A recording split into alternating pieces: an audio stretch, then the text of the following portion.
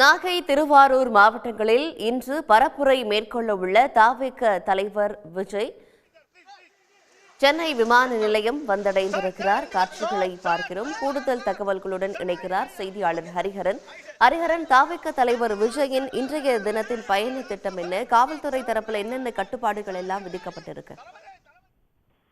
தமிழக வெற்றிக் கழகத்தின் தலைவர் விஜய் இரண்டாவது நாளாக இன்று தனது தேர்தல் பரப்புரையை தொடங்க உள்ளார். குறிப்பாக இன்றைய தினத்தை பொறுத்த வரைக்கும் நாகை மற்றும் திருவாரூர் ஆகிய இரண்டு இடங்கள்ல தேர்தல் பரப்புரை மேற்கொள்ள உள்ளார்.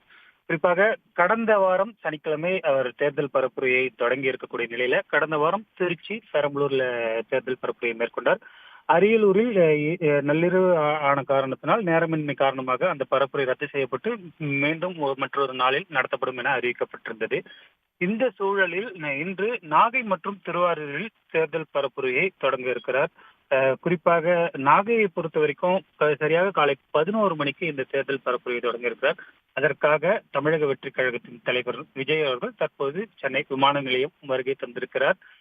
விமான நிலையத்திலிருந்து தனி விமானம் மூலமாக திருச்சி சென்று அங்கிருந்து சாலை மார்க்கமாக நாகை சென்று 11 மணிக்கு பரப்புரையை மேற்கொள்ள உள்ளார். குறிப்பாக கடந்த வாரத்தை பொறுத்த வரைக்கும் திருச்சி விமான நிலையத்திலிருந்து அவர் பரப்புரை மேற்கொள்ள இடத்திற்கு செல்வதற்கு பல மணி நேரங்கள் ஆன ஒரு காரணத்தினால காவல்துறை தரப்பில் பல்வேறு கட்டுப்பாடுகளையும் நிபந்தனைகளையும் விதிக்கப்பட்டு அவர்கள் இன்றைய பரப்புரைக்கு அனுமதிக்கப்பட்டிருந்தது. குறிப்பாக தமிழக வெற்றிக் கழகத்தின் தலைவர் விஜயின் பிரச்சார வாகனத்தை தொண்டர்களும் ரசிகர்களும் பின்தொடர்ந்து வரக்கூடாது என்றும் ரோட் ஷோவில் ஈடுபடக்கூடாது என்றும் கட்சி அலுவலகங்களை குறிப்பாக விஜய் இந்த பரப்புரையை மேற்கொண்டு வரும் இந்த பாதையில 2 கட்சி அலுவலகங்கள் இருக்கக்கூடிய நிலையில அந்த பகுதிகளில் எந்த ஒரு பிரச்சனையும் ஏற்படக்கூடாது என்ற 20க்கும் மேற்பட்ட நிபந்தனைகளை விதித்து காவல்துறை இந்த பரப்புரைக்கு அனுமதி அளித்திருக்காங்க. நாகையை பொறுத்த வரைக்கும் 11 மணிக்கு பரப்புரையை முடித்துக் கொண்டு இன்று பிற்பகல் 3 மணிக்கு திருவாரூரிலும் பரப்புரை மேற்கொள்கிறார். இதற்காகவும் காவல்துறை தரப்பில் கட்டுப்பாடுகள் விதிக்கப்பட்ட பிறகு அனுமதி அளிக்கப்பட்டிருக்கு. காவல்துறை தரப்பில் அனுமதி அளிக்கப்பட்டிருக்கும் அதே நேரத்தில் தமிழக வெற்றிக் கழகத்தின் சார்பிலும் தொண்டர்களுக்கு 12க்கும் மேற்பட்ட கட்டளைகள் வழங்கப்பட்டிருக்கு.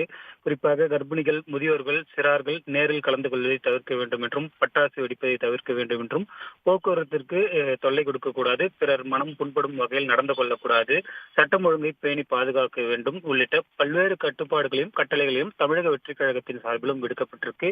இதற்காக இன்னும் சற்று நேரத்தில் தற்போது விமான நிலையத்திற்கு வருகை தந்திருக்கக்கூடிய விஜய் இன்னும் சற்று நேரத்தில் சில மணி நேரங்களில் திருச்சி சென்று அங்கிருந்து சாலை மார்க்கமாக நாகை மற்றும் திருவாரூரில் பரப்புரையில் ஈடுபட உள்ளது குறிப்பிடத்தக்கது. உடனுக்குடன் செய்திகளை தெரிந்து கொள்ள சன் நியூஸ் பெல் ஐகானை கிளிக் பண்ணுங்க.